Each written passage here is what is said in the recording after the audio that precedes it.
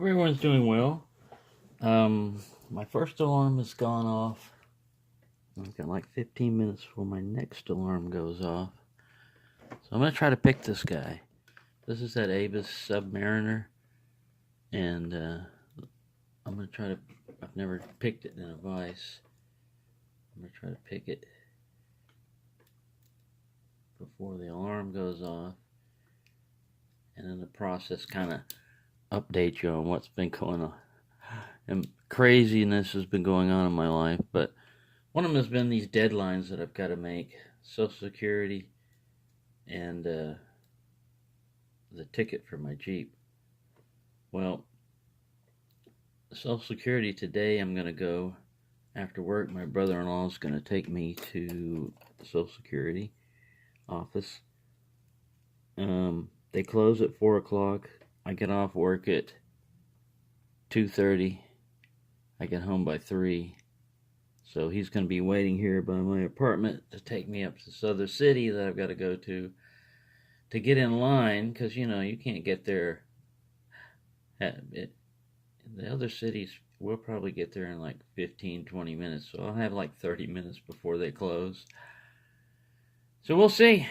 So there's that. That's going to be dealt with. And then the ticket I kept. The thing is, if I could get my Jeep inspected and registered and everything before the ticket was due, which was like 30 days from the ticket, then it would only wind up costing me $20, besides whatever the registration was, which was like $100, and, you know, the inspection and all that other stuff. But it would have been cheaper if I could have gotten it done, but the Jeep wasn't cooperating. And then this little unplanned trip to La La Land over the weekend, I wasn't going to be able to do much towards getting the Jeep ready. But anyways, going to that place. I'm trying bottom of the keyway because I did it. That's what I was using. Going to that trip is kind of like you're expecting to go swimming, and you have stuff ready for swimming, but you're actually mountain climbing. You're expecting to go like tropical swimming, but you're going to go mountain climbing in, you know, like Denver, someplace cold or whatever. Yeah, you might be able to mountain climb, but you ain't got the gear for it. You're just not ready for it. And that's what it was like going to that place. Like, yeah, I expected to go somewhere, and I expected strangeness, but I didn't expect that strange. And I've been around strange people and bizarre people before, but, you know, just wasn't ready for it. And then not having your own transportation, when you're used to doing everything, you're kind of stuck. So it's kind of like jumping out of an airplane without a parachute and hoping to find one on the way down. You know, I mean, you're really just like winging it. But I survived, and I had some interesting experiences.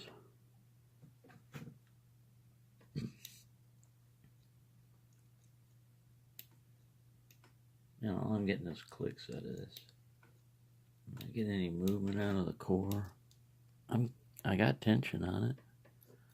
I know I picked it this way before. See, that's the way it goes. Whenever you're in a hurry, things are just not going to go fast. You can just count on it. If you've been able to do something rapidly before and you get in a crisis where it's a time limit and you got to do it quickly, that's when you find out whether or not you know what the hell you're doing. Working under pressure. Basically, once I get these two things out of my life, like the Jeep and Social Security, most of my pressures will be off. Pretty much won't have to worry about getting up and going to work, or a vehicle working enough to go to work. I'll be able to get it fixed in my own time. Man, I get nowhere. I'm going to try top the keyway. Even though I didn't use top the keyway on this, I don't think I did. Because I had this pick set with me. And I only have, I think this top the keyway, I might have used this. Oh, cat fell on his face. Get up there. You've been drinking with Nigel again, haven't you? It's teaching Smedley bad habits. I don't think I went this way, but I might have. You can get some false sets out of this. I know there's spools in here. Yeah, this is much better than bottom of the keyway. There we go. There's that false set. I didn't have a vise either, so I couldn't detect this counter rotate. Yeah, it's much easier with a vise working on. I just overset that guy. That's why I lost my false set. I'm going to try to tickle it back and ease off tension. One of them fell down. I hurt him. Yeah, when you got no noise and no sounds and no strangeness going on, picking a lock and a vise is a lot easier than picking it out or picking it in hand. 'Cause here you can get a lot more. I mean, you still might not be able to get it open, but at least you'll get more feedback. See, I can hold this solidly. If I got a false set, I can hold it solidly like this. But if your hand is also holding the lock and tensioning it, you're going to get fatigued, especially if you're older and stuff. Your hands are going to cramp. You young whippersnappers might not have any problem with that. All right. Even a vise is not going to. I need all the help I can get nowadays. But yeah, all my problems basically are coming down to a deadline. And they'll either happen or they won't. The deadline for the Jeep was, the reward is if I get it done quickly, it's only going to cost me $20 plus whatever it took to fix it, you know, which was a lot of gas so far, you know, trying to run around, trying to reset this code. And the last time I went to get it inspected Friday, the gas cap was gone. I needed a new gas cap anyways, but you know, it's just another little expense, $11, just adds up here and there. Now, the check engine light code is coming back as engine too cold, and it's done that before. And I looked on YouTube and online, and it says your thermostat is probably stuck open, you know, which means with computers on board nowadays, there we go, we got that false set. With computers on, I just want to find out which one out of these guys gives me any counter rotation when I get a false set, because that's the one, that's him. That was a spool setting, but like 2 or 3 dropped back. Alright, I touched one and I got a little bit more of a false set. See, that means I'm making progress. If I got that false set and then I lost a little bit of it and I went back and touched another pin and got a little bit more, to me that means that I'm working in the binding order. I'm working on the right pins. If you get a false set and it's gone and you can't get it back right away, then you probably overset, yes, the last one you touched. There we go, I got him open. This is a dead shackle. I've got a little rubber band here to hold this thing. Alright, we got it within time because I want to try to gut it. Let's see what's in here. But yeah, this was my only lock for the longest time. And you saw how tricky that was. And it took me 9 minutes. You don't have that much time a lot of times when you're picking in the wild. People interrupt you. It's kind of like reading a book. If you're ever reading a book, people used to do that to gain information or entertain themselves. And you'd be sitting there and someone else would walk in and they'd just start talking to you and trying to carry on a conversation. Obviously knowing that you're involved in something. Don't even bother to ask you, you know, can I talk to you or anything? Just boom. Now you've got to drop what you're doing. Obviously you're a good listener because they've been talking to you for a while and you haven't said anything. So they just need somebody to listen to them. Alright, yeah, I guess the book can wait. But that's not the way it is with locks, you know. You're in there, you can't just like, oh, I'm going to come back to this false set. No, you let that thing go, you got to start all over again. So that's why I went into Walmart and bought that Brinks, because I thought it would be, just looking at the bidding, it would be challenging, but not so challenging that I couldn't open it up in the amount of time that I had. This one's got a Schlage keyway. I love how this thing works, man. It's pow. There you go. It's got a brass housing. Maybe it's a brass lock. I thought it was steel laminate with this stuff over it, but I guess it's pretty cool. Stop yammering, start getting. Let's knock the cat over again. Well, you're in the danger zone. I'm going to put you back over here somewhere, where you can observe, but not get damaged too much.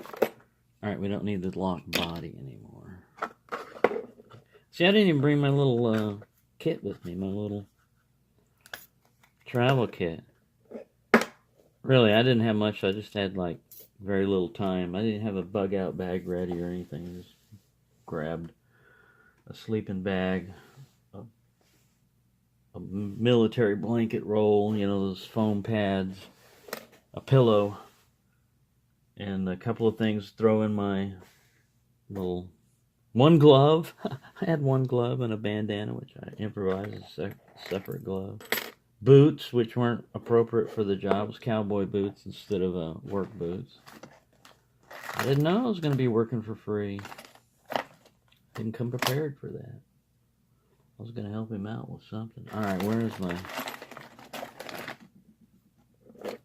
We got 4 minutes before that alarm goes off. I don't know if I can get it in that amount of time. But I'm going to give it a try. I'm going to give it a try. I've got the key if I have to lock it up. I may attempt this without locking it up, but not without shimming.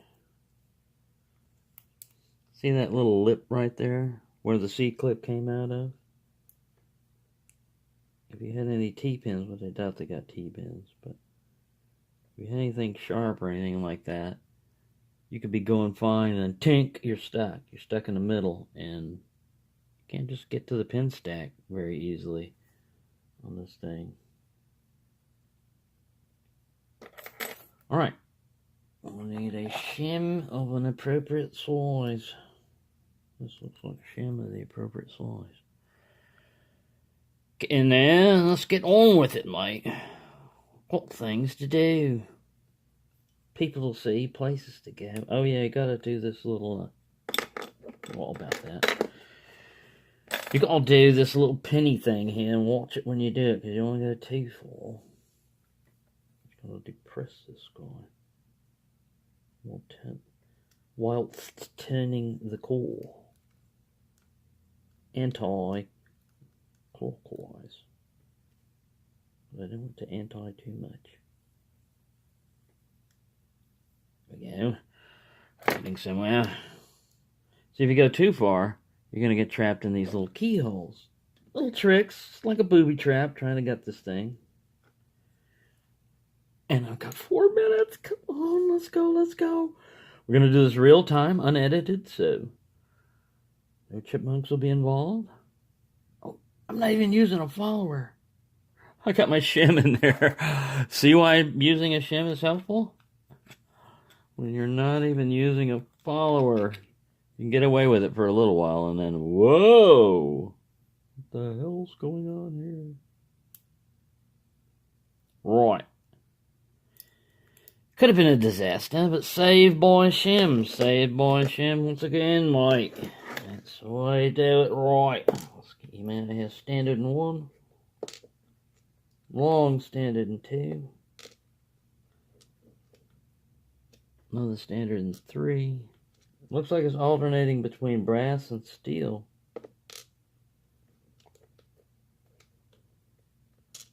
There's another brass one and the last one. Yeah. That's odd. It's very strange. No threading, of course. It's unmodified, I believe. I believe it was stock. This was another awesome lock in the mic collection that I haven't completely waded through. And I just pulled this one up and discovered it recently. I'm like, wow, this is an awesome padlock. Because you can gut it. Got a standard one. Looks like brass. Oh no, it's got a couple of little small serrations. Spool in two nice deep spool. Another spool. I don't know if you can see this. I don't know if I can see it. I'm pulling the shim back as I go also. Another spool. And another spool. I've got 3 minutes to run my mouth about how great this lock is, and I'll show you some springs.